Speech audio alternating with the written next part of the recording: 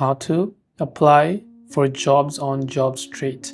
To apply for jobs on Jobstreet, it's a fairly simple process. What we do is we go ahead and then launch the Jobstreet app, and this is typically the interface that we will see. Now, to apply for a certain job, you can search for your job search and you can find them over there. Then you can look through a list of your recommended jobs that are near you or anything. Go to a certain job that maybe you like and you can read everything in detail, right? So you'll be able to see all of the details over here.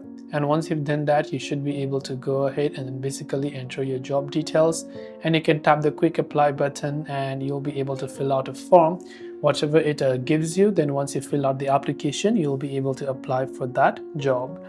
This way you can apply for a job on your Jobstreet. I hope the video helped you out. If you have got any further questions, do feel free to leave them down below. Thanks for watching till the very end, and see you soon in the next video.